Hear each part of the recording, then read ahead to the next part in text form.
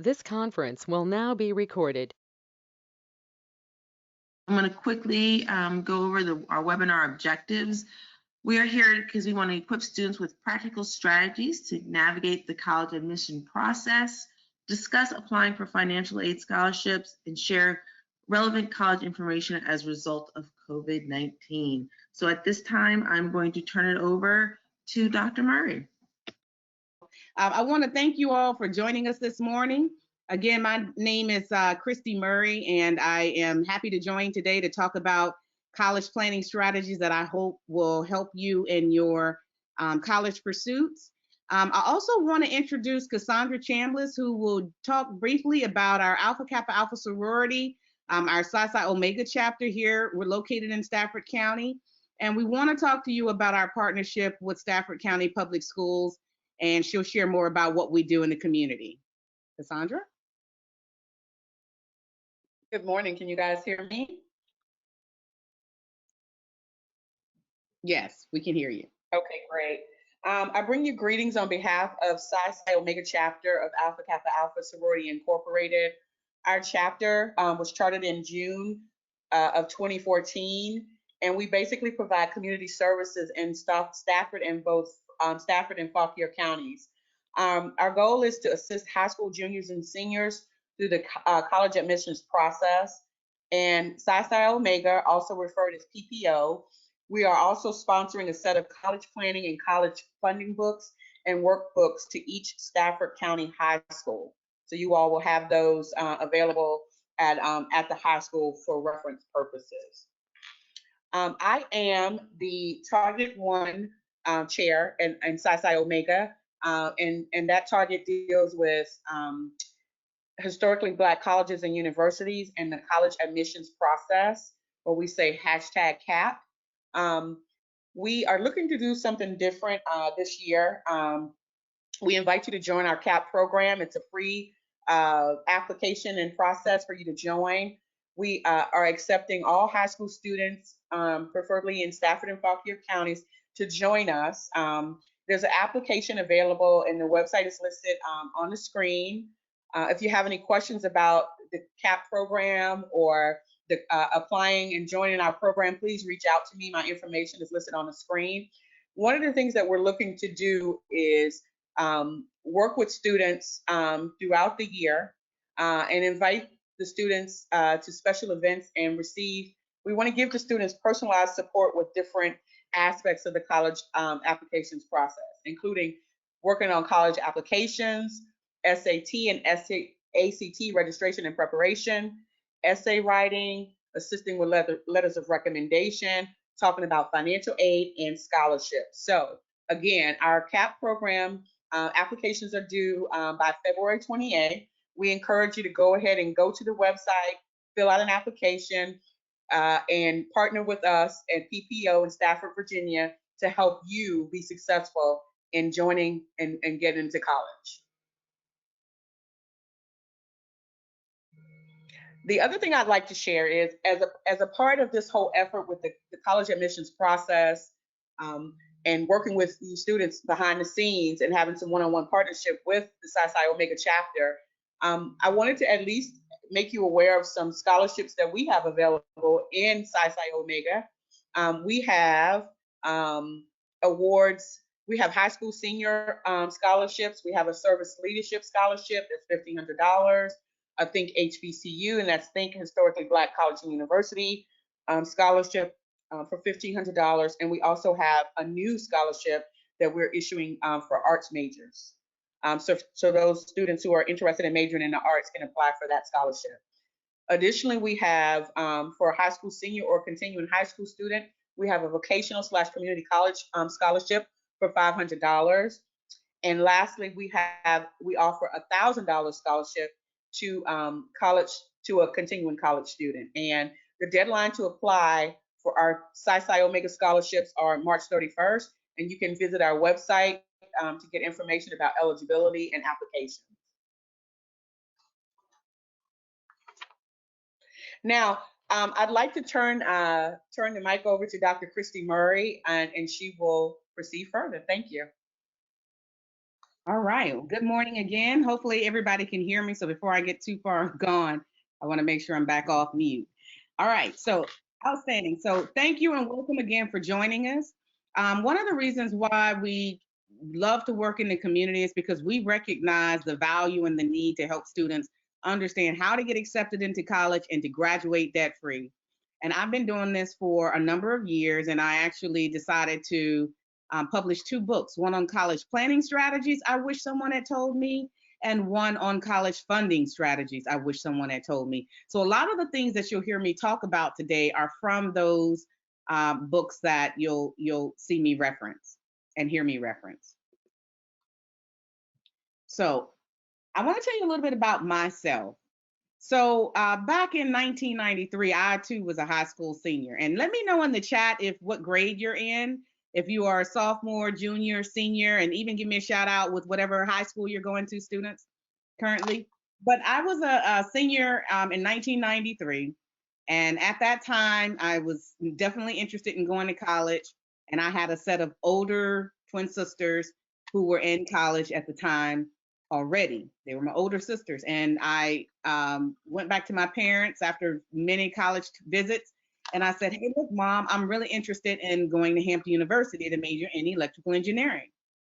And my mother said, well, that's great, but Hampton's a private school and it costs more. And we really need you to pick a school, an in-state school that's cheaper. I didn't want to go to those schools. So after going back and forth with my mother, I realized that I needed to roll up my sleeves to help find money to go to the school that I really wanted to go to. So what I did was, because I had the opportunity to watch my sisters go through that process, I said, okay, there's some ways that I can help streamline my time and energy around this. So I put together a system. I had letters of recommendation ready to go in a pile. I had essays pre-drafted that I could just reuse over and over again. And I had draft applications. So I knew exactly what I needed to put in any college or scholarship application. And so I did that. So one day I'm at high school and I'm in the auditorium. We had an assembly going on. And my school counselor comes and she pulls me out of class and she says, hey, Christy, I heard about this scholarship and they're looking for a student who's interested in majoring in engineering and who is planning to attend Hampton University. Are you interested? And I looked at her and I said, absolutely. She said, there's only one catch. The deadline to apply is tomorrow. Now, 1993 for your generation, we didn't have the internet yet. So any application have to be physically typed, printed, and mailed at the post office. So it had to be postmarked by the next day. She said, can you make that happen? I said, absolutely. The question is, can you get my transcripts that quick? And so she said, we'll get your transcripts out, because sometimes that's the holdup. Long story short, I got the package out. 2 interviews later, yes, they did interview me for a scholarship. But 2 interviews later, not only did that company offer me a full scholarship, they also offered me summer internships every summer I was in college and a job when I graduated from college. So on my high school graduation date, and I did get accepted and awarded that scholarship, on my high school graduation date, I not only had a scholarship, but I had summer internships and a job after college. And so I told myself that because I had a number of people who helped me get through that process, that it was my responsibility and my pleasure to help other students do the same. So I come to you with that sort of a mindset to say, I'm not just telling you about things that I've heard, I'm telling you about things that I have experienced and that I have used to help hundreds of other students just like you to be able to do the same. So I ended up graduating from Hampton, and as you can see, I'm a lifelong learner. I've gone back to school a number of times since then. Here's the other reason why I do what I do. I'm also a parent. I have one son currently in college on the left. He's at Old Dominion University majoring in mass communication, and a son on the right who is in high school. He goes to school in Prince William County, and he plays football, basketball. He's a scholar athlete, and he's on his way to college in the fall. He just received a Division I football scholarship, and he's also working on other academic scholarships as well. So he's in that whole application process, scholarship finding process, just like you. So the things that I'm sharing are things from my experiences, the experiences of me helping other youth and helping my own sons. So what am I going to talk about with you today? I want to share with you. I'm going to talk a little bit about college planning in general. We'll talk about where are you now. I think it's important to know where you are currently in the process, developing a college plan. Also, I'll share some best practices with you. We'll talk about different types of colleges. You can talk about, let's talk about choosing a major and choosing which colleges you're interested in. And then we'll talk about the various parts of a college application. And then we'll talk about very important things, the money pieces, the financial aid and scholarships. And at the very end, I will share a link for you to take our evaluation and to give us feedback on how well you think this session went. All right, and then we'll end with questions and answers, because I certainly want to give you a chance to ask questions. But at any time while I am talking, if you'd like to put a question in the chat, I would encourage you to do so, because those are some of those questions I'll be able to answer as I am speaking. So I do see we have students from, looks like Stafford High School. I see parents of a sophomore. I see a freshman at Forest Park. Colonial Forge is represented. Okay, excellent. So I'm not just talking to students, but this conversation is designed for students and parents. So thank you, parents, for participating. So as I mentioned earlier, in the first book, it focuses on college planning strategies. And the intent is to help students get accepted, whether you want to go to a 2-year school, a community college, a 4-year school, an Ivy League school. These principles all apply. If you notice in the bottom left-hand corner, there's a title of the book, the college planning book, and it provides you with the page number that you can find that particular content on in my actual book. So you'll see that throughout the presentation. And if it says college funding, it's because it came right out of my college funding book. And these are the 10 strategies listed here in pink that I generally speak to. So many of these I'll cover generally today for you. So let's start first. Whether you're a parent or a student, we're going to do this brief assessment. I'm going to go through all 10 of the questions, and then in the chat, I'm going to have you share with me some of your responses.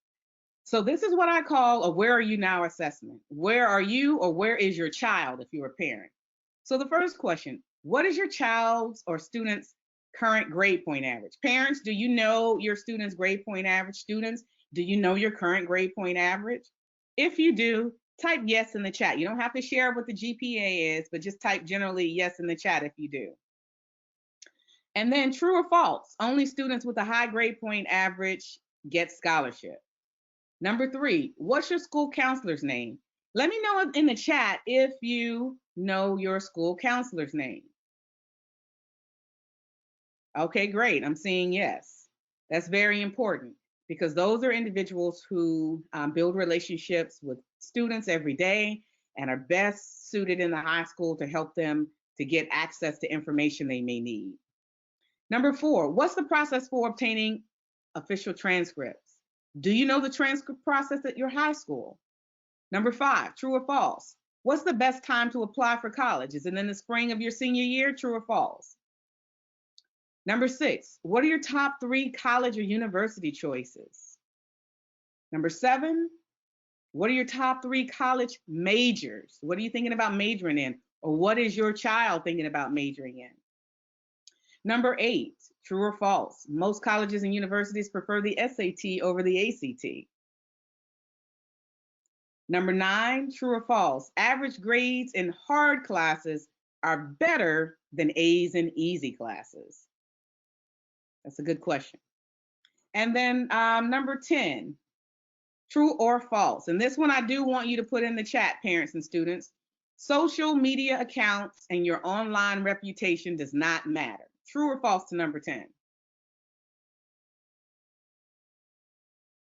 All right, I'm seeing some falses come in.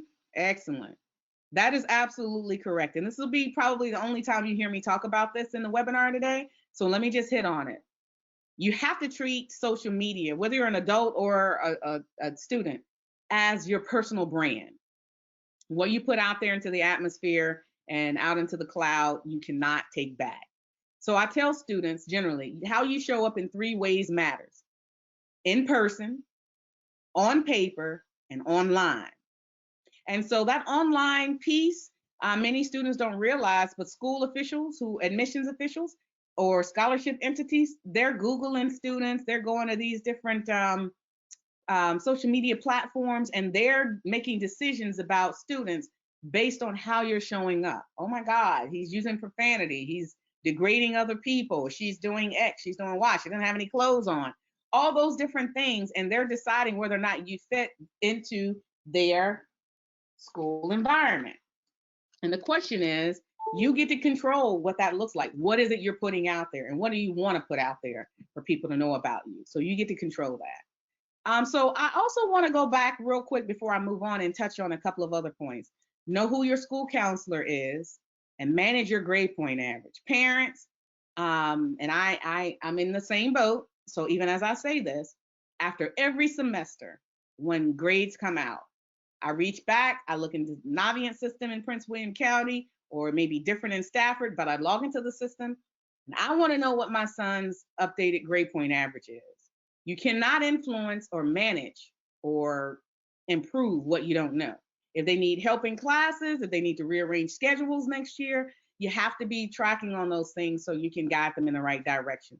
And same for students. You can't ask for help if you don't even know you're struggling. You know it when your grade report card comes out, but your holistic view is important to know what your GPA is as you're thinking about which colleges you want to go to and what their requirements are. So if they have a requirement of a 3.0, for example, and you're trending around a 2.8, then you may need to strengthen your academics in certain areas, but it's helpful to know those things. Some of those other pieces we'll touch on throughout the rest of the talk. So here's what I want to tell you. That assessment is the perfect tool to say, in order for you to build a plan to figure out what your end state is, hey, I want to go to an Ivy League school to major in engineering, for example. How do you back your way up? You always begin with the end in mind. And what helps you to do that? Having a plan.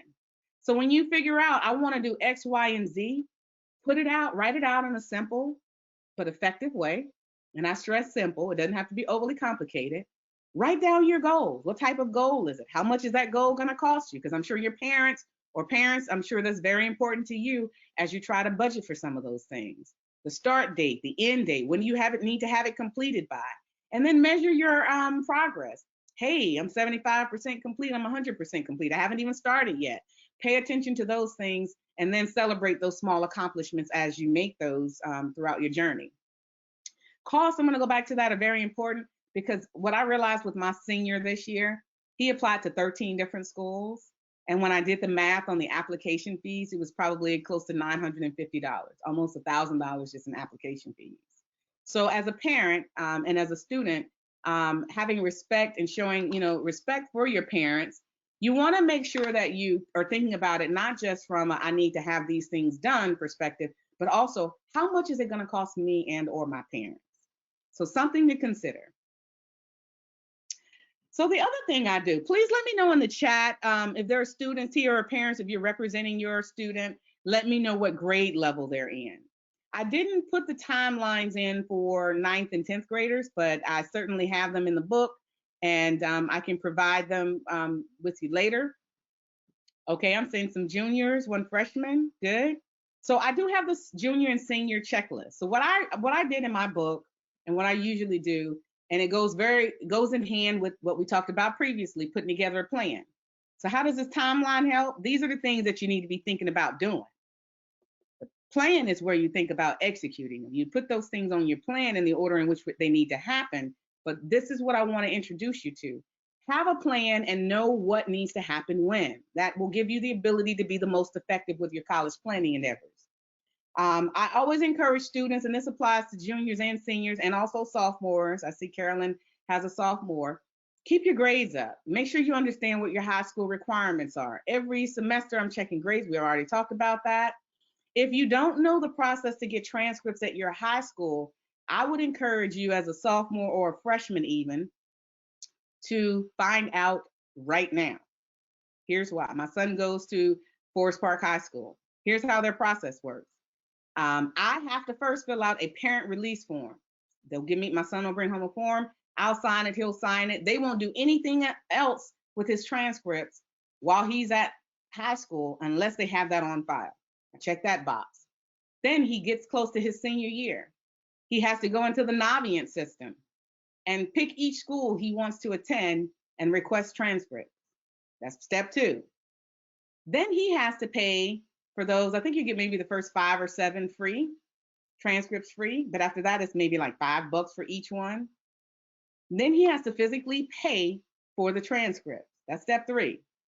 Step 4, if he's in the Common App, he has to also go to the Common App and specify that he wants his transcript sent to those schools that he's a member of the Common App. 4 different steps in the process. Why do I bring that up and why is that important? Because during your senior year, when you have senior classes, you're in sports and activities, you're applying to colleges, you're looking for scholarships, your parents are busy, you're busy, you may be working. Who has time to hunt down all these pieces because you have no idea what the process is? You're in execution mode. When you're in execution mode, know the processes so that you can just make it happen. Without knowing the process for transcripts, that could be the difference between your applications being fully submitted on time or not. College applications aren't submitted to a university fully until they have everything in the package received on their end. And you do not want your transcripts to be critical path in you getting a decision. So very important.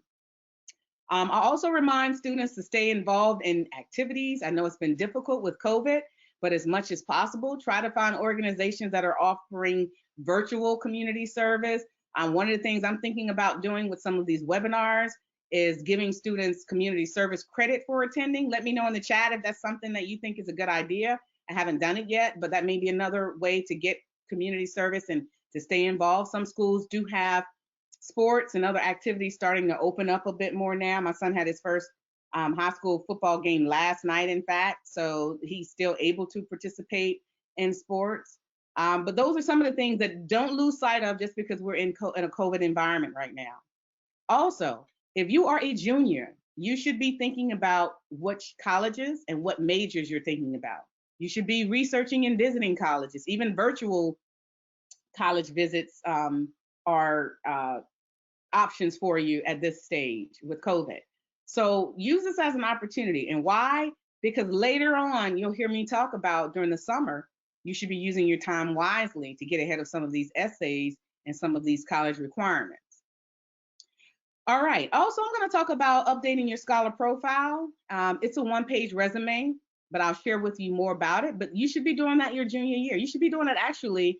I think Kimberly has a freshman and maybe Caroline has a sophomore. I would even encourage you to start as early as your freshman, sophomore year to complete that scholar profile. Take both the SAT and ACT tests. You'll hear me talk more about that. Start looking at scholarships and financial aid. Identify who can write letters of recommendation, juniors. Please don't wait till your senior year. In fact, I encourage freshmen and sophomores to keep a small list with their parents of, hey, I had a really good teacher this year. We had a great rapport. Let me put their name on a list of teachers to reach back to when I'm a senior so that I can get a letter of recommendation from them. It doesn't have to be just teachers you had your senior year. It could be teachers you've had over your whole 4-year of matriculating in high school.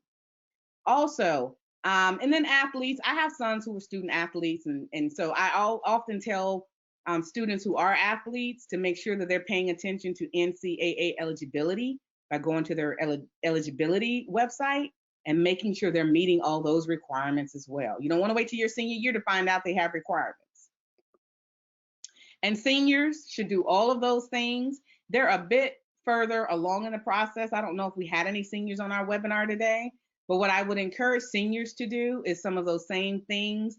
They should have already been applying to colleges by February. However, if they haven't, it's not too late for them. They should know how to get transcripts. They should be writing essays for colleges and for scholarships. More at this stage, seniors should be really focused on how do I get more money? How do I get more money? So if they haven't applied for colleges yet, apply for colleges. If they have, my focus is on scholarships and getting enough funding at this stage. They should also be completing the free application for federal student aid and waiting to get those acceptance letters in and making sure that they're doing the initial steps to secure which college they're going to and pay any college fees and deposits that may be necessary. So those are some of the key things that I would encourage sophomores, juniors, and even seniors to be doing. So I mentioned the scholar profile, and I mentioned that it was a 1-page resume. Here's how that works. This is a one-page resume that will allow you to be able to differentiate yourself from the competition. With COVID being the reality right now, here's what I will tell you. SAT and ACT scores have been waived by a number of colleges and universities and scholarship entities for that matter. So they may or may not hold that against you if you have not taken the SAT and ACT. Well, if they don't care if you've taken the SAT and ACT, what are they going to care about? How you show up on paper. And so what I would encourage you to do is think about essays and letters of recommendation, because those entities, colleges and scholarship entities, they're going to put a heavier emphasis on those things, including your academic performance, but on those things because they help tell a little bit of more of the story of who you really are. And you have control over that. This scholar profile helps you to do that. In this one page scholar profile, it's just like a resume, and it has all these components listed on the left. You can add a picture if you'd like. If not, you don't have to, but it should have your name and your contact information. What's your college objectives? If you want to go to a certain type of college and major in something specific, add it. Talk about your educational objectives. What have you accomplished? Your performance in high school, honors and awards. If you've worked, talk about your employment experiences. List out all your extracurricular activity, community service, and any other relevant coursework. I had a student I talked to a few days ago, and she was interested in majoring in neuroscience. She wanted to be a neuroscientist. And so when I looked at her and she sent me her scholar profile, when I looked at it, she had actually taken classes in high school that were more advanced biology courses, more anatomy courses to kind of help to show her interest, have that emphasized on her scholar profile. And also she listed other hobbies and interests she had. So you're saying, well, okay, Miss Christie, how can I use this scholar profile? How's that going to benefit me if I take the time to put that together? Here's how. When you're writing scholarship, when you're completing scholarship applications, wouldn't it be great to have all the information you need to fill it in one place? You pull out that one pager and it's like, I have everything I need right here. The second way, let's say you're applying for colleges or scholarship applications. Wouldn't it be great to attach it to your applications? That's another great way. But here's what I'll say about that. Only attach a scholar profile to a college or scholarship application if they allow you to submit additional information and documentation. If they have strict instructions that say, do not provide us with anything except what we ask for, please don't provide it. But if it's wide open and they didn't say whether or not you could, and they have a place for additional information, please attach it to your package. I did this years ago, back in 2014 with my niece for the first time. She ended up getting into college she wanted and ended up getting a university merit scholarship because it gave them another avenue that said this student went a little extra and the extra mile to kind of tell us more about her. Also, you can use this with essay writing. So when you have essays and you're wanting to think about what all you have done, you can reference back to this and it'll help you to pull out other creative things about yourself into your essays. And with letters of recommendation, it's not uncommon for students to ask a teacher to write a letter of recommendation. But your teacher knows you, for example, your English teacher knows you because you were in her English class. What else do they know about you? But if you said, hey, Miss Christie, I know you're my English teacher and I'm applying to colleges and I'd love it if you write a letter of recommendation for me. Here is my scholar profile to give you some additional things that you may not have known that about me to help you write one. They're likely to be more inclined to help you pull together that letter of recommendation for you. Here's what it looks like. I use this as a very simple template, Word document. You can use Google Docs or whatever word processing tools you have, but this is generally what it looked like. All those fields I told you previously are here. So these are the same categories. This is how it looks. It should be clean. It should be formatted. It should be the same font. It shouldn't be, a lot of distractions within it. Get someone to take a look at it and make sure that you've captured everything. And the beauty of your scholar profile, if you start early, freshmen and sophomores, I used to have my sons updated twice a year on Christmas break and during their summer break, because I wanted them to think about, what did you do this spring? What did you do this fall? Get it out of your head and get it on the paper so you don't have to think about it anymore. Because when your senior year comes, it's a lot of things to try to recall from 4 years of high school in one setting. So save yourself by creating it, saving it, and updating it periodically. Let me know if that's something that you or your child would be interested in doing, or you're thinking about doing. But I think it's highly beneficial. So let me know in the chat if you think this will be beneficial, that scholar profile.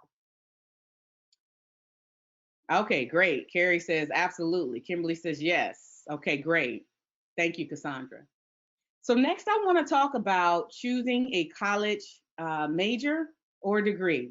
And I want to talk just briefly about it. I really just want to emphasize the importance of students spending time in this area, because what you choose to major in will dictate which colleges you apply to. So all these things are interrelated to your having a plan.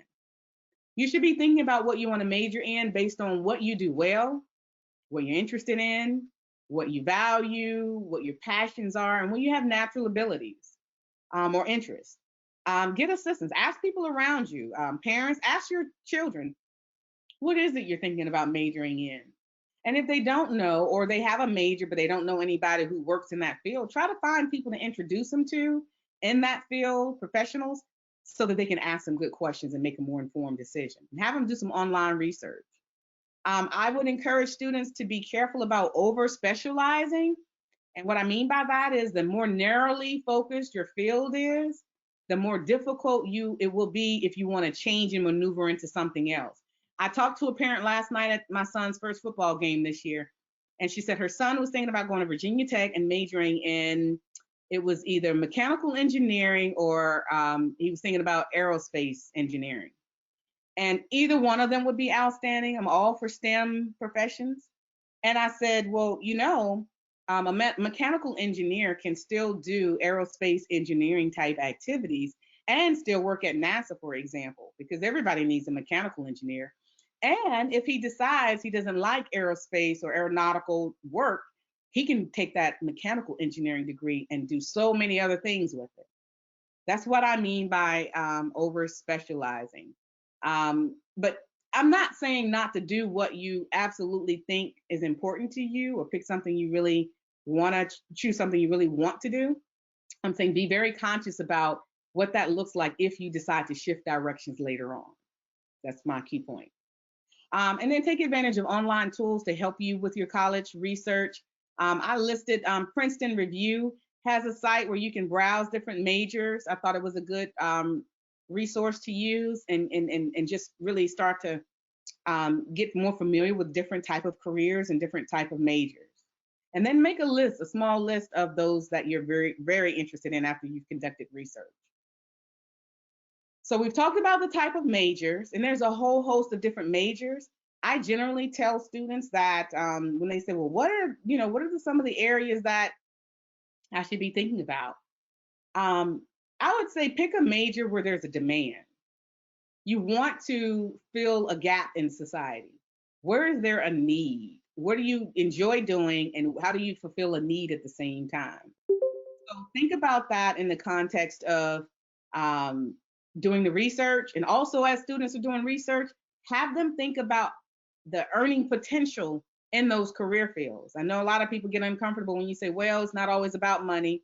No, it's not always about money, but you should go into everything with a broader perspective and more informed decision making on what that financial reality will look like, even if you still make that choice.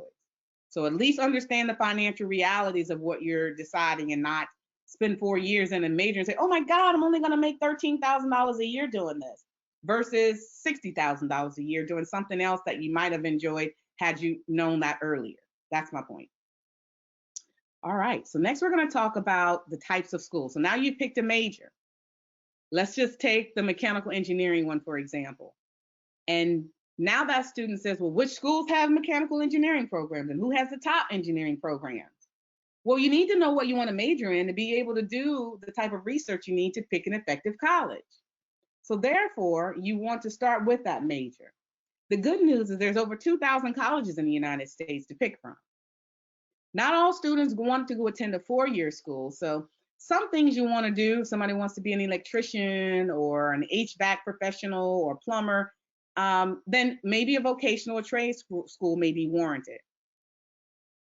Also, a 2-year college, community college. So even if the student says, well, you know what, I'm going to start out at a 2-year school and get my basic classes taken, and then I may transfer, totally their, their decision.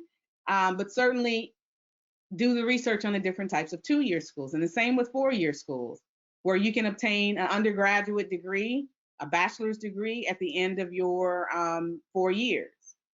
So those are the different type of schools. Vocational trade schools are generally, their programs are no more than roughly 2 years. It could be a little less, a little bit more, and you'll usually come out with a license or certification or certificate in a particular profession.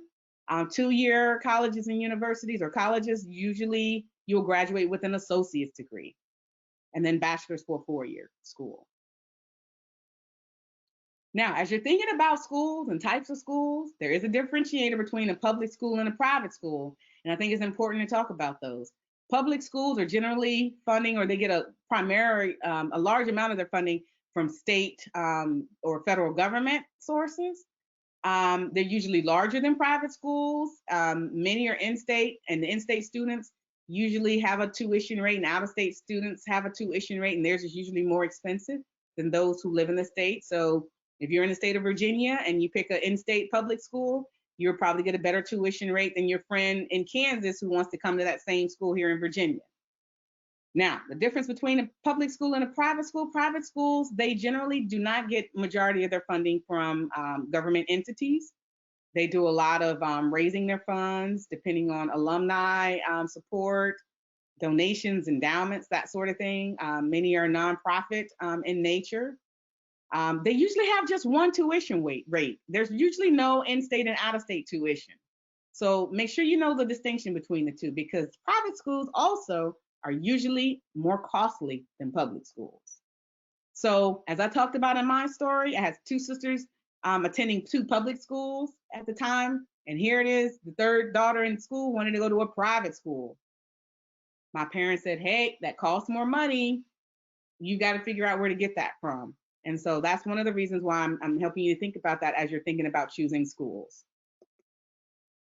So as you're thinking about the right college, make sure it's a good fit for your personality, your background, things you're interested in. Make sure it fits your pocketbook. Make sure it's affordable. Make sure you understand the cost of attending that school and how much you can afford. It's not too early, parents, talking to your freshmen, sophomores, juniors, or seniors about how much can we afford to pay for college. And as early as possible, start putting together a plan for that. As you're picking colleges, you should be researching how much they cost, using all of those different factors, including some of the other things I've listed here, to rank what's most important to you about the school. Well, they really need to have my degree program because I really want to be a neuroscientist. So I need to find a school that offers that. And then I want to be close to home, or I really want to go to a smaller school or a larger school. So all those things that matter to you, the whole point is write those things down and rank them, and then use that to help guide which schools you pick. It could be tuition costs. I don't want to go to a school that costs more than X amount a year, but know what those things are and make a list for yourself. I generally recommend that you pick the top 5 to 10 colleges from all of your research and narrowly focus on those your senior year to apply to. You can always apply to more or less. Students ask me all the time, what if I only want to apply to 2? Apply to 2. Just know that if they're not affordable, or you may run the risk of them accepting you or not accepting you. So make sure you have a plan B in terms of the tuition, the cost, all those factors to make sure they serve your best interest. Now, one of the templates I provide in my book is a template, and it's also on my website, but it's a template about, you can list out those colleges. I use this with both of my sons and other students. So when they do all that research, I have them list out those schools that they research and fill in this simple spreadsheet. Do they offer a college tour? How much is the tuition? Is the application online, or you fill it out on paper or some other means? What is the application fee? Remember I told you my son spent $950 on application fees? I was able to total it up on this list and knew exactly how much he needed to pay. Who's offering early admissions? What's the deadline to apply? What are the requirements to get in? Do you have to have a 3.3 GPA or SAT score or essays written, et cetera, et cetera? But having it in one place gives you the ability to pick up a single sheet of paper and say, I see everything about all my school choices. I can reprioritize this list. I can make informed decisions based on what I see in one place. And that's the beauty of having it written out. Any questions about that? I'm going to soon talk about the college admissions process, but choosing a major, choosing a college, having a plan all fits into this next step. Now, one of the first things I do is I want to remind you that when you hit your senior year or the summer before your senior year, juniors, rising seniors, I want you to be thinking about what constitutes a college application. Well, you have the application itself, you have the transcripts, the essays, letter of recommendations, and the test scores. All key pieces that generally constitute the package. Every now and then you'll have a college ask for more things like Virginia Tech. They not only wanted all of this, but after my son applied through the Common App, and I'll talk about the Common App in a minute, they sent another email and they wanted him to manually input every class he had taken in high school into another form on their website. That was fun. But my whole point is there's a lot that goes into knowing what's in the application, but this is the general sense of the parts of the application. You generally apply electronically or by mail. Many schools and institutions have websites where you can apply, create an account, and apply through their web portal. And then I'm going to talk about the Common App and the Common Black College app in just a few minutes. Those are also other ways to apply. From my experiences in helping students, including my own, the application fees have ranged from $35 to $100 per application. But for students who may be lower income families, I do want to mention that some colleges will waive their application fees if they fit into a certain income bracket. So certainly check with those schools to find out if that's something that will apply to your situation. Now, I mentioned this. When you get ready to apply for college applications, how many of you have heard of the Common App? It's called the Common Application, www.commonapp.org. I'm going to post my website in the chat for you. I know somebody is asking. But the Common App was my son's best friend while he was applying for applying to colleges. It is a web portal that has over 900 colleges and institutions.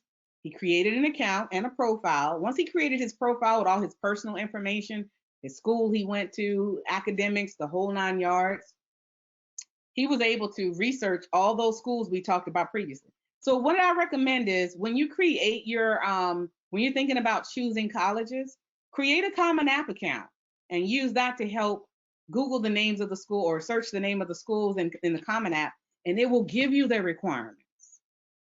And through that one web portal. So that's a great way to go to one source to get at least 900 of the 2,000 schools are in this system, and you can get much of that information right through there. You can also apply to all of those schools through this one portal. That's the beauty of it. You don't have to go to 13 different college websites to apply and do 13 different applications. Most of the information you put into the Common App is transferable with each school that you apply to through the app. It's outstanding. Each year, they open up their application for that upcoming school year in August, on August 1st. And you can reuse your applications for the information for your applications more than one time. And it's free to apply to set up the Common App. But please note that most of the colleges some of the colleges still have application fees of various amounts that you'll have to pay through the Common App. So when you get to the end of your application, it'll generally ask you, it'll say this college application fee is $35. How would you like to pay? By credit card, which is what I did. And then you finish the process and it'll submit your application off. And then there's a Common Black College app. It works very similar, except this is for historically Black colleges and universities. So those students who are thinking about attending an HBCU. There are 55 out of the 102 roughly HBCUs in the United States that are members of the Common Black College app. And you too can create an account, research those schools there, and apply to multiple schools through this portal as well. So just another resource for you to be able to streamline your time and energy. Next, I want to talk about official transcripts. And I've talked about this a bit about making sure you know the process for getting those.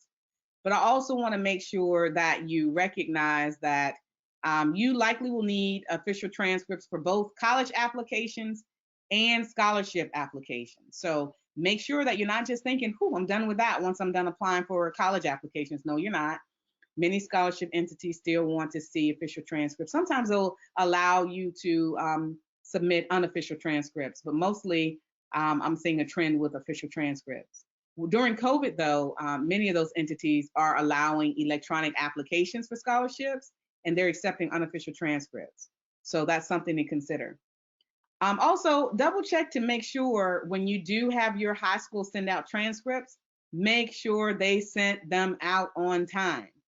Don't just put in a request and go through that 4-step process like I talked about earlier, and not circle back around to your school counseling department and say, "Please confirm, I need some sort of verification that you've sent out my transcripts," and confirm with the colleges, the scholarship entities, that they were received. That's your responsibility, students and parents, to make sure that your documents are where they need to be, when they need to be there.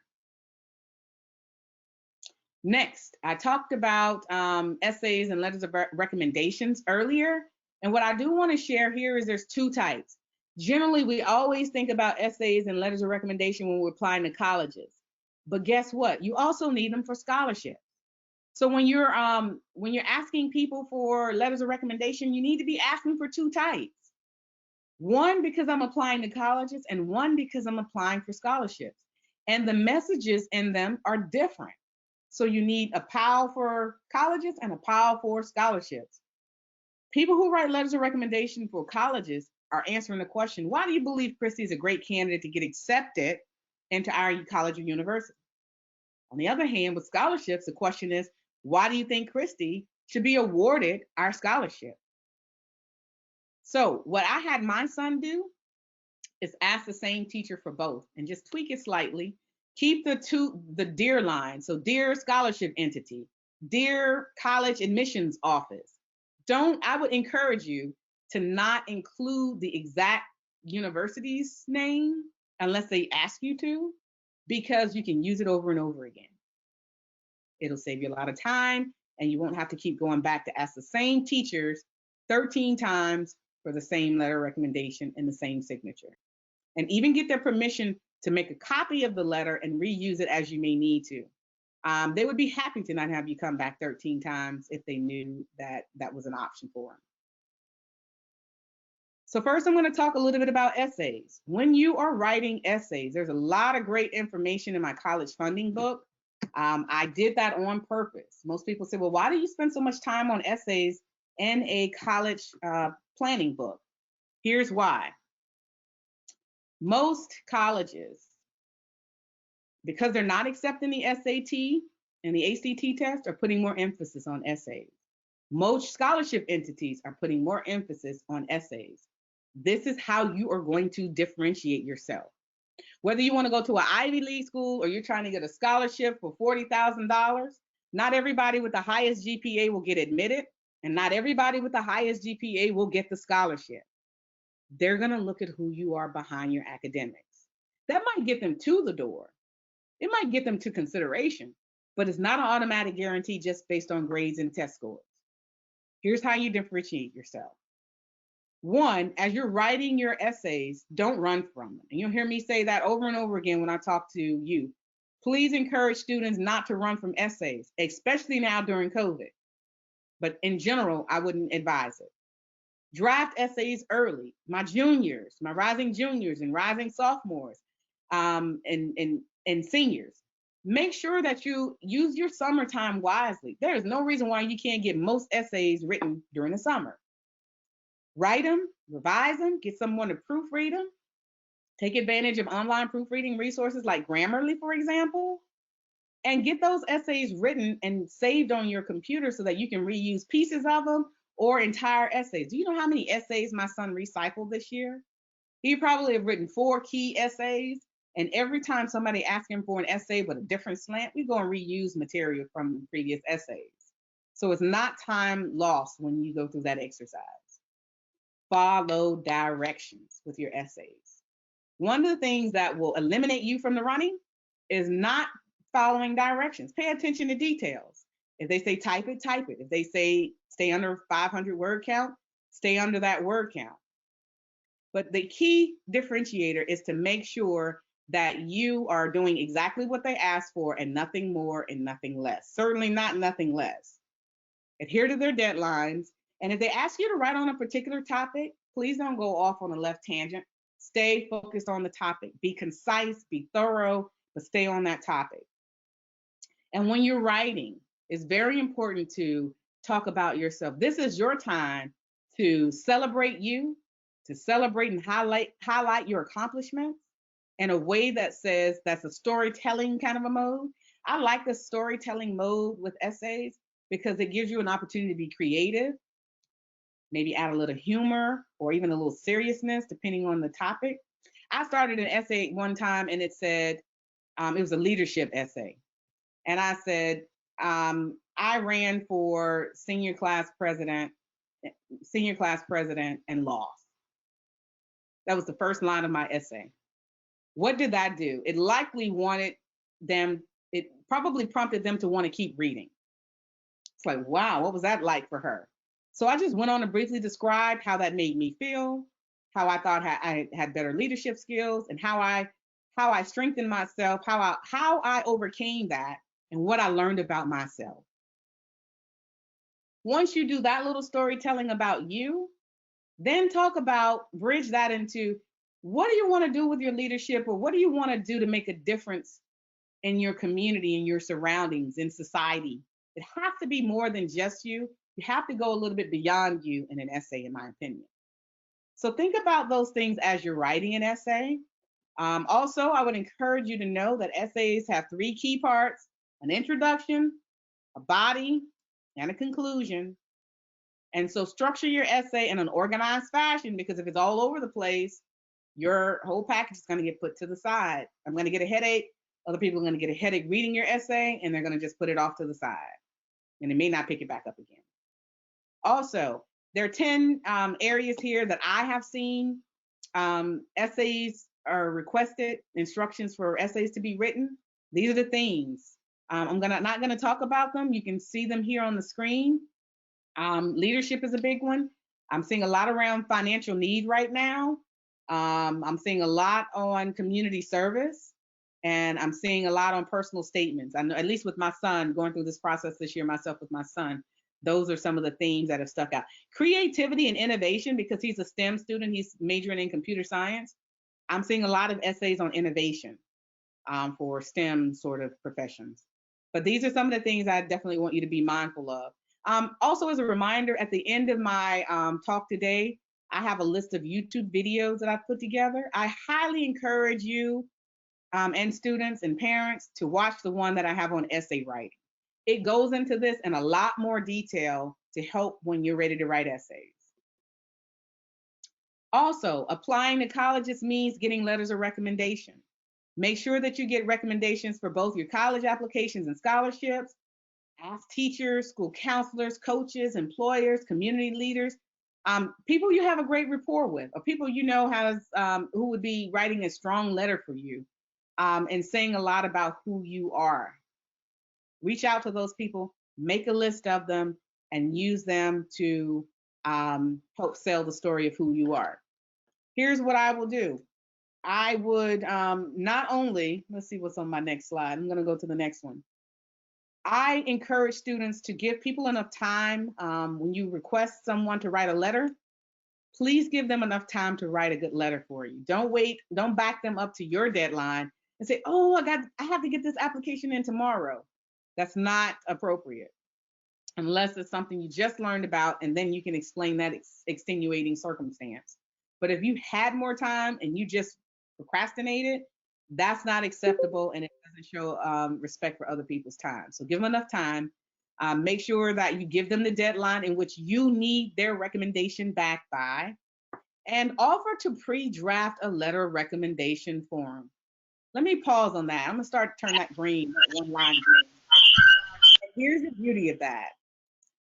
If you say to your English teacher, Miss Christie, I'd love for you to write a letter of recommendation for me. Here's my scholar profile, which we talked about earlier. It'll give you more information on who I am outside of your English class. And also, I have pre-drafted a letter of recommendation for you to tailor and customize to your desire based on what you know about me. Let me know in the chat if you think Miss Christie, the English teacher, would be willing to write a letter. Give me a yes or no. She absolutely would entertain it seriously. And here's the beauty of that. My son did this with several of his teachers. He had his letters turned back around less than 2 days, sometimes same day. They tweaked it, they signed it, they put it on their letterhead. It took them 5 to 10 minutes versus 2 or 3 days. So right, Kimberly, Cassandra, Kama, if I'm pronouncing your name wrong, I apologize. They all said yes, and they will. So put the onus on yourself and as a student and as a parent to do as much as you can to take the burden off of others who are in a position to help you or your child. And save those letters of recommendation and reuse them, as I talked about earlier, for multiple activities. Also, that same essay video, it'll talk about essays and letters of recommendation on my YouTube channel. Pay attention to the letters of recommendation tips there too. Here's what the letter of recommendation would look like. I actually have a template available. I think it's in the college funding book and in my templates for that book. Here's what it looks like. You can even fill it in. You can take a template that I've already pre-created, tailor it for yourself. It's a Microsoft Word document, and you can fill in the adjectives that describe you or tell a story about how they know you. But it's the general basic premise has already been created.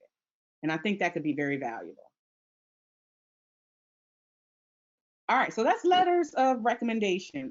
In the interest of time, I'm going to talk a little bit quicker about SAT and ACT tests.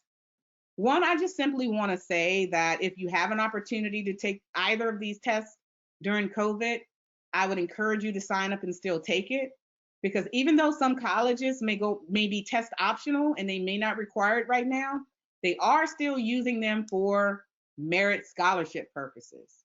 So you can get admitted without them, but sometimes they still want to see scores to give out their university money. So consider taking those still. I had my son take them last fall. I think he took them in October. He took them multiple times, but October was the last time he took it. And they were socially distanced in the classroom. And he also had a mask on, and there wasn't any, I didn't have any COVID concerns based on how it was proctored. So something to consider. They're still offering them, and people are starting to get vaccines. So you may start to see more and more students starting to take those tests again. Here are the sites listed below to register to take the test. And I would strongly encourage you to take it at least twice. Take both tests once. Yes, I said both tests, the SAT and the ACT test. Take them both once, see which one you naturally test the best on, then take a prep course for that one. And then shortly after you finish the prep course, highly, highly recommend you take that test the second time. You will find that your scores will be probably the best they're likely to be with that kind of a model. My niece did this years ago. My sister wasn't able to pay for her to go to college. And my mother and I paid for my niece to take, I think we spent maybe $4.99 on a prep class. And she ended up with a scholarship to go to school. And that $500 we paid, we thought was expensive then. It was like $30,000 a year times 4 years of education, $120,000 dividends paid because we spent $500. But if you can't afford that, there's certainly other tests I recommend here. These are some of the better prep resources that I found, and I wanted to share those with you. Should sophomores take the test? I recommend sophomores take it. As a matter of fact, my son who's graduating now, guess when he first took it, his freshman year? He didn't do bad. He'd been taking some math classes since 8th grade, but he did pretty decent his freshman year, but it gave me a baseline. And the other thing I recommend when you take the SAT and ACT test, if they give you the option to pay to get the tests, his or her test scores back and test questions to show you which ones they got right and which ones they got wrong, pay the $13, $15 for those and get those back, because you can use that to prep for your prep work you're going to do. And you can focus on those areas that you really need to strengthen and value add your time. But I would say the earlier you take it, get a baseline, get in a prep class, and then maybe wait till his or her junior year to take it officially after you've done the prep course. And if you love the scores, then great. They don't have to worry about that their senior year. So anything you can do to improve your scores. Now, we've talked about the application process. So I would encourage you to create a sample checklist when you are applying to schools. Why? Because you don't want to forget anything. And I'll show you an example. My son was applying to a bunch of scholarships. I have a green post-it on the bottom, on the bottom of each application where we literally check off everything they asked for, make sure we wrote down, they said you have to have these things, and we checked it off to make sure we did not forget anything in his package. Because you know the easiest way to not get awarded a scholarship other than not applying for it at all is not following the directions and not submitting everything. So you don't want to cancel yourself out before you have a chance to get your package reviewed. So lastly, this is the key section, and I think it's important to talk about paying for college. So I'm going to talk about this just briefly with the time we have left. One, I want to say, when you're thinking about going to college, where you go to college and how much it's going to cost you are very important decisions for you and your family. Go where you can afford. I might want to go to $100,000 a year school, but if my wallet says I need to be at a $10,000 a year school, I need to be finding quality education institutions that are in my price range. If you notice from this chart here, and you don't need to really see the specifics, but just know on the left, you'll see that the average tuition and fees for public school were about $10K. And on the right, it was in the 30,000s for a private school. Information is power. So as you know, public schools cost more. In-state public schools are the least expensive and private schools are the most. You can make informed decisions about which colleges you're interested in. What are the typical type of college expenses? Well, you have tuition, room and board, if you're going to stay on campus, live in the dorm and eat, books and supplies, and then personal expenses. So you may have a need for a laptop, or you need to travel back home, or you need to have a car, you need to have lab equipment or special software because of your major. Those kind of things are considered personal expenses. And even toiletries, things that you need every day just to make it. So we've talked about going where you can afford and the different types of costs. The only thing that I will say is from this slide that I really want to focus on is that with COVID-19, many students, like my college student, he goes to Old Dominion, but guess where he is? He's doing classes, college classwork now. I'm at home. He's downstairs in the basement doing college work. Because of COVID-19, he's not physically on campus. So there's a plus and a minus. He's not getting the college experience. That's the sad part. But the good part is he's also not paying room and board right now. So that's cutting his college costs almost in half this semester. So that is the only silver lining with the virtual classes that he's taking. So we've talked about how much college costs. Now we need to talk a little bit about, well, what are different ways to pay for it? You can pay out of pocket. Maybe you have cash. Maybe you have a college savings plan. Maybe your parents are thinking about dipping into their retirement, which I do not recommend. But that's certainly an option as a last resort. There's financial aid through colleges and universities or the federal or state government. And then there's gift aid, scholarships, and grants. My favorite, scholarships. Scholarships are gift aid that you do not have to pay back. Financial aid, you do. In some cases, financial aid is money that other entities will give you to help pay for college, like the federal government. If you get financial aid in the form of student loans, That money you'll have to pay back, whether the student or the parent, if they get a parent plus loan of some sort or a private loan. But that's money you have to pay back. They'll give it to you, but you got to give it back with interest. And then there's work study. If you're on campus and you say, hey, I can do a little work and have that offset some of my expenses, they can set you up with financial aid with work study. Then there are grants. Many states and federal entities give out grant funding, and other entities. That's also gift aid. That's money you don't have to pay back as well if you meet certain eligibility criteria for that. And then there are scholarships, where as many scholarships as you're willing to apply for, you increase your odds of getting extra money to go to college. So I tend to focus on scholarships with students. One of the things I do want to introduce you to is the free application for federal student aid. It is a U.S. Department of Education system, and they require every student who is interested in getting a penny of federal money, federal financial aid, you must complete this form. It's free to complete it, and you really have to sit down with both the students and the parents to complete it. Each year on October 1st, they release the new application for you to use. Seniors, coming on the fall of your senior year is when I really emphasize that seniors should be sitting down and filling out the FAFSA. Why is this important to do in the fall? When you're applying to colleges, you want your financial aid profile to get sent to those schools you've applied to. When you're filling out this form, the FAFSA, they're going to ask you at the back end of your application, hey, Chrissy, which schools do you want us to automatically send this to, your information to? Wouldn't it be nice to have the schools you applied to, and you can say, hey, send it to all these schools I applied to, and you know they get it. They will get that. That's the goal. So seniors, as soon as possible, when that application opens on October 1st, you should be in there applying. Most schools, most colleges and universities give out their financial aid money on a first come, first served basis.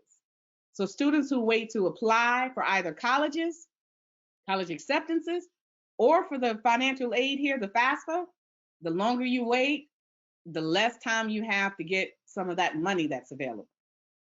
And once you enter college, you should plan to complete the FAFSA every year while you're in college and you have a financial need. Even if you have scholarships, you should still complete the FAFSA. I get that question a lot. What's the process? You fill out the FAFSA. They will calculate, based on your tax information and other assets and income, what your expected family contribution is. That's that EFC in the pink box. They'll send that same information to the colleges we just talked about.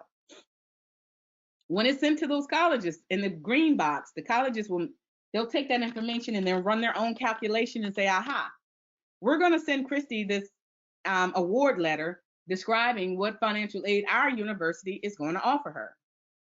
And the purple box, Christy will get it. I'll get it. And it'll say, Christy, here's how much aid you've been given. You've been given X in scholarships, X in grants, maybe none in grants, maybe none in scholarships. You can qualify for X in student loans or X in work study.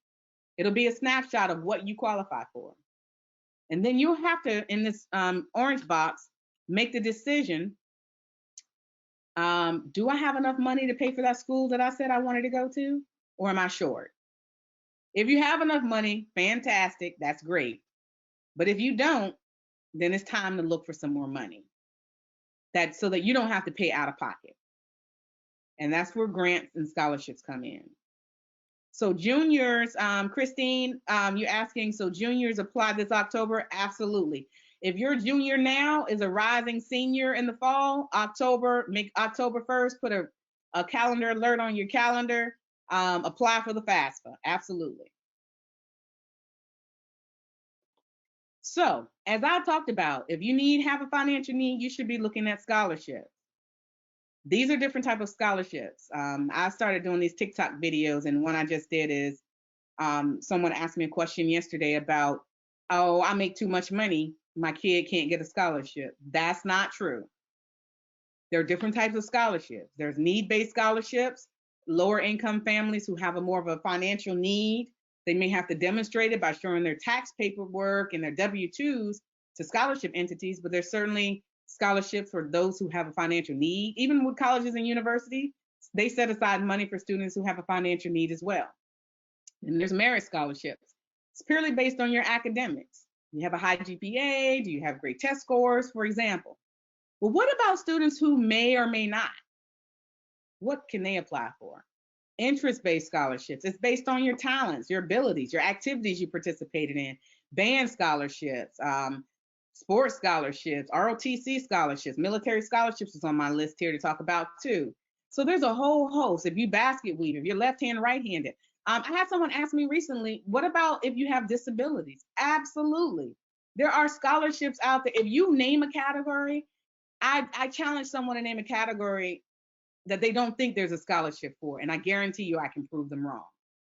So my whole point with this is, please don't be discouraged, and please don't, let's dispel the myth that you either have to have great academics or you have to have a financial need to apply for scholarships, because it's just not true. Those are true cases, but those are not the only cases. And so that's what I really want to emphasize with this. Just like a college application, there's different parts of a scholarship application. I'm only going to touch on the parts that might be different. You're still going to have the whole transcripts and essays and letters and all that, but they may ask you for more financial documentation. They may ask you more about your activities and interests, a little bit more, and then you may have an opportunity to submit your scholar profile. I would highly encourage you to do that again here. And then sometimes scholarship applications or entities will ask you to provide proof that you've been accepted into college, or show verification that you're currently in college. My son filled out 5 or 6 just 2 weeks ago, and each one of them wanted a copy. It was a STEM scholarship, and they wanted a copy of his acceptance letter. We included that in his package. I had it, I printed it out, and it was included. So as you think about your scholarship applications, think about having a plan for that too. You'll hear a theme with me. I don't do anything without a plan. I keep a notebook. In fact, this is my daily notebook. Everything I do, I write it down. I'm gonna know what I have to do, because there's too much information for me to try to retain it up here. Have a scholarship plan too. Have a list. As you find scholarships, parents, Caroline and Christine and Kimberly and etc., all of you, as you're looking for scholarships, your freshman, sophomore, junior, and senior year, put them on a spreadsheet. Save the links to those websites. You can come back to those so that you don't have to start from scratch the senior year. You know what? I bet they have an updated application. Let me click that link again. Voila. Their 2025 application is out. Whatever that looks like for you, start early. Don't just target scholarships that are large, like Coca-Cola or Burger King or McDonald's. Do apply for those. Do target those. But I would encourage you to also apply for the smaller ones. $500 here, $1,000 there. My chapter, Psi Psi Omega, which we talked about earlier, has scholarships that were discussed. I encourage Stafford students to apply. You know what usually happens every year with ours, for example? And we would be considered in that local category or Greek organization category in bullet 3. We don't get enough students to apply. So we're trying to make sure that we emphasize that scholarships, the best scholarships to apply for, in my opinion, are local scholarships. Why? Because many people don't know about them, and a lot of students don't apply. So when a lot of students don't apply and yours does, how might that increase their likelihood of getting awarded if they meet the eligibility requirements? Very high. So you want high probability scholarship would be my recommendation. And those often enough times are religious organizations, Greek organizations, nonprofit organizations, employers, others within your communities who are giving back and want to help students, and they add up. If you get 10 scholarships for $1,000 or $1,500, they add up quickly. So don't take those for granted. Also, encourage students to have a scholar mentor. Imagine a situation where I met a young lady who had received $1 million, and I'm not making this up. Her name is Maya Mundell. If you Google her or look for her YouTube page, you'll find her. I had coffee with her, and I said, "How did you do it?" And she goes to Cornell University, an Ivy League school. She's working on her PhD now. She's been back to school and back to school. And she says, "I had a scholarship mentor." I went to the Bill and Melinda Gates Millennial Scholarship, which she did get awarded. And she said when she was applying, she looked at their website and looked at previous students who had been awarded the scholarships, reached out to several of them, and asked one of them to be her scholarship mentor. How did you write your essay? What did you focus on? What was in your packet? And emulate that. And sure enough, she too was a recipient. Very, very important to do. Don't run from the essay. We talked about that. Make sure you provide all the documentation and track your progress. On that plan you created, let's see if I added it here. Here it is. I use this with my son. I could have pulled his up, but I should have put his actual one in here. But we use this every week. We have about 15 scholarships on his list right now. His list has everyone we apply for, we highlighted yellow. It's already done. And I go by the deadline column. So we populate all this information in, and I have them organized by which deadline is coming up first. So I take mine by month with him. So we sit down in beginning of February. What's due this month? Well, let's get these out. And then when those turn yellow, we move to March. We're moving to March now. Let me tell you, it takes me 15 minutes to help him with scholarship applications. He's got letters of recommendation. He has essays pre-drafted, and it's not that cumbersome, which means he can apply for a lot more scholarships.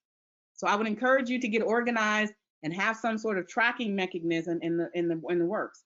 As we apply, you'll see a column for when did we submit the application, and as we start to hear back from the scholarship entities, we're also tracking when did they make a decision. Did they award us a scholarship, and how much was it? Very important to do, to have some systems in place to help you, to help yourselves, and to help your students. One of the common questions I get is, where can I find scholarships? So I started my little video endeavor on TikTok recently, and in 2 days I had over 1,200 followers. Literally, I just started 2 days ago. But I've been getting some outstanding questions. One of the common questions I've gotten in the last 2 days is, well, my son or daughter wants to major in X. Where can I find those scholarships? Everywhere and anywhere is what I really want to say. It's probably too general, right? Here's what I'll tell you. High school counseling offices, I know at Forest Park, they do an outstanding job of sending out a list of weekly scholarships that my son and I have been using. We also Google it. He wants to major in computer science. Is there any particular reason why you can't Google computer science scholarship? He's going to an HBCU. Computer science scholarship for HBCU students. Scholarship for HBCU students. You will see a host of opportunities to populate. Use Google to your advantage. Also, there's a lot of websites, Scholarship America Hub. I forgot to put the link here. I just added it yesterday, but my son applied for several through that over the last month. Easy. You know the thing I like about their website? It's kind of like the Common App. Once you fill in all your personal information, when you apply for the next scholarship, you don't have to put all that information in again. It pulls it into the next application. And I was sending out scholarships just like that because I didn't have to start from scratch. CAPEX, College Board, FastWeb is a great one, scholarship.com. So there's a whole host of web portals that allow you to create profiles and put in your preferences and interests, and then it will filter out scholarships they think that you would be a great fit for. Use those tools to your advantage. And then on my website listed here, investinothers.com, if you go to the scholarship list link on the menu option, I have scholarships that I've been posting there too. So if when I hear people say there's no scholarships or I don't know where to find them, it's generally because they haven't looked. I hope that helps somebody who may have heard that before, be thinking about it. So as we get close to the end of our time, I do want to share a few key takeaways. Students, take responsibility for your future. Parents, support your students as they seek to take responsibility for their future. Use your time wisely. Summer, sophomores, juniors, seniors, even freshmen. Summer should not be wasted time. You can do a little over the summer. That will go a long way. Talk about how you're going to pay for college. Get organized. Create a folder, both on your computer and a paper folder. This is my son's college folder right now. I've got Post-its, I've got all kind of stuff on it. He's got school acceptance letters, all kind of stuff in it. But keep everything in one place so that when I say, hey, we need to do XYZ, go grab that folder off my desk. My son knows exactly which one I'm talking about. Create a safe place for all of those username and passwords that you will accumulate. College applications, scholarship applications. You're going to have at least 50 different places that you save, even when you do the SAT and ACT test. Everything has a login. Where are you putting that? I have a spreadsheet for that too. And I have it in the notes of my phone. But I have a mechanism in place that says I don't have to remember all these things, and I have one place to go find them. And lastly, on that point about getting organized, what I found, and parents, let me know if you have the same experience with your youth. My son does not check his email. I will send him things. I will forward him things. I will send him notes. And 2 days will go by and he's like, oh, I haven't checked. They don't use email like we do. Our generation does. So we have to help them to help themselves. I created a separate email address. It's my son's name, college@gmail.com. All of his college information is in one place. I have the password and he has it. When there's actions to be taken, we both go in and look at it. Here's why. Remember I told you Virginia Tech had an extra step where they wanted us to manually put in all his high school courses? Had we not checked the email, we would have missed some critical deadlines with that. A scholarship entity reached out and wanted some clarification information. Had we not checked the email, we would have missed the deadline for that. Now is not the time to just send it off and go into cruise control. Make sure you have a process to access email and be responsive to email in place. Take advantage of all the resources in your local community, such as our Psi Psi Omega scholarships and our team who's here working in the community across Stafford and Fauquier County, sharing information just like we're doing today. And make sure that you create a budget for yourself. Track your progress. And my pet peeve, don't waste other people's time.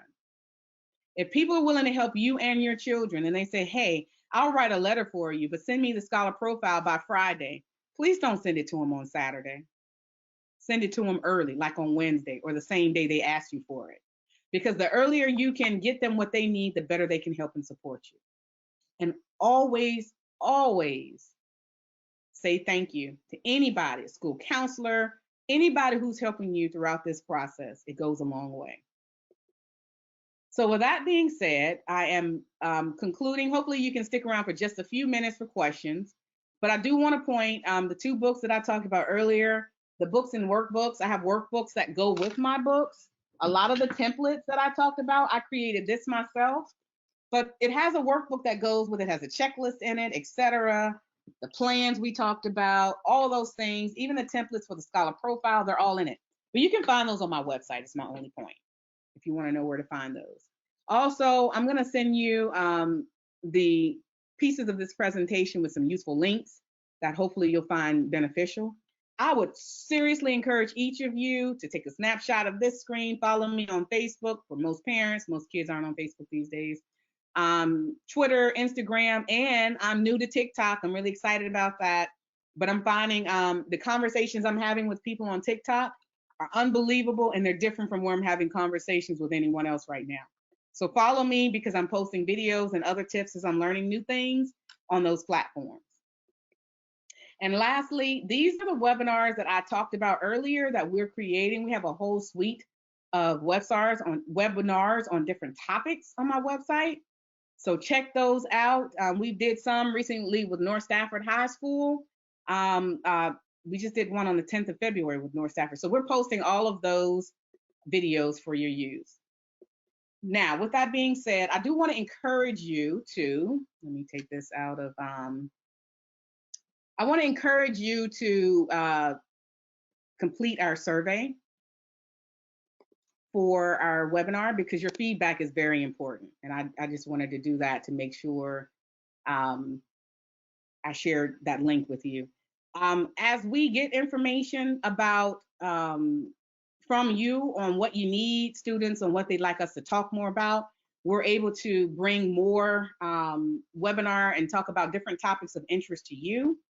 And so we want to keep you on our mailing list. And we also want to hear from you how you think this went, if it was useful to you, and if there are other topics of interest. So complete is a brief, maybe it'll take you 3 minutes or less actually, to give us some feedback on today's webinar. And do know that we will send you the link to that survey, also the CAP application. We'd love for you to join our CAP program. And we would love for us to be able to partner and work with your students throughout the next year. So all of you parents, I would encourage you to sign your children up, and students sign up for our CAP program. You'll get dedicated one-on-one time from our local AKA chapter. We're gonna help students write essays. We're gonna help students get prepared for college in a one-on-one, closer family knit environment. So if nothing else, fill out that CAP application by the 28th, I think Cassandra mentioned. And we'll share more details with that. I'm going to send you an email with all this information after the event. And with that being said, I am opening up the lines for questions. So since we have a small group, I'm going to go off of, let me see if I can stop sharing. Perfect. Since we have a smaller group, I would love to see some faces and to hear some voices and get questions. If you have any questions, take yourself off mute and feel free to ask a question if you have anything else we can help you with. If students could just put in the chat real quick what high schools they're from, that would be great too. I'm just curious. Or families, what high school your child attends. And I would encourage you all to not be shy. This is a judgment-free zone. And ask the questions that normally you wouldn't think to ask people. There's no wrong question to ask, but you have experts right here. I mean, I'm doing national presentations. I have nationally published books. So you have real authors, people who are doing this every day. You have Miss Kristen McKinney-Nash, who's been working in school systems for quite a while and has a wealth of knowledge. So please ask us some questions so we can help you.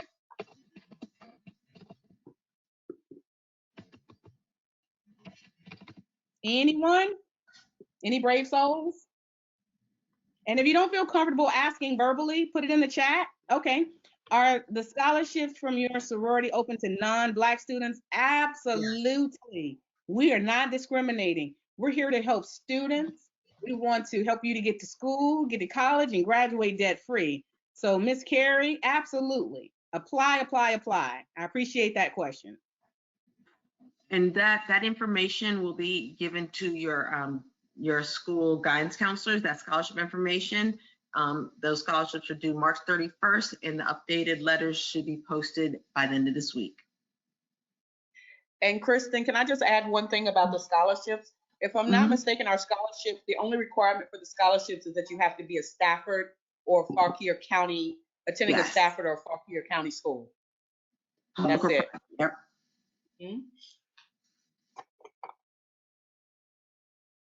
Any questions?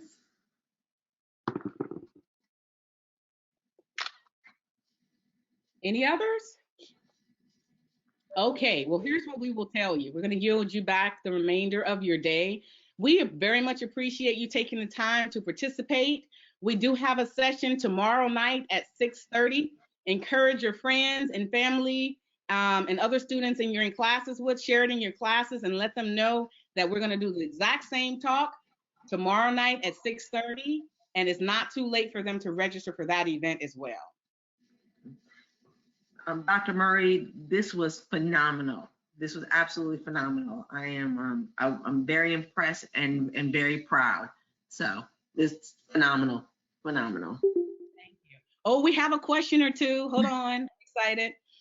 Someone asked, will we be able to show this to our students later? Absolutely. So I'm glad you brought that up. There will be a recording, and I will make sure Miss McKinney-Nash gets the recording. And I'm going to send also the link to my website where all the recordings are. So this will be on my website. You have that link. I think I posted it earlier. The recordings will be there as well. So, and then all the students in today's session, and even those who registered but didn't attend, will get an email after this with the link to the presentation itself. And then when we get that recording and those links, it'll also be housed on the family engagement webpage for Stafford County Public Schools. So you can get to it that way as well. Good, excellent. And then there's another question. When would you recommend students attend college visits? The summer of their 10th, 11th, or 11th and 12th? Yes and yes. I'll tell you why. It is never too early to expose students to colleges and universities. My sons were 3 and 4, 3 and 5. When everywhere we would road trip, I didn't care if it was a school they wanted to go to or not. They didn't know at 3 or 5. We would drive through college campuses just to give them exposure. When we were in Baton Rouge, we went to LSU. When we were in Georgia, we went to UGA, we went to Georgia Tech. When we were in Alabama, we went to University of Alabama, Alabama State University. It didn't matter. And so as much as you're able to naturally and organically expose them to colleges when you're out and about, do that. And even now, if you have an opportunity, if they're 10th grader and up, freshmen and on up, I would encourage you to start exposing them so they can start thinking about what their preferences are. Good question. When you say joining the CAP program, so my child is a sophomore currently.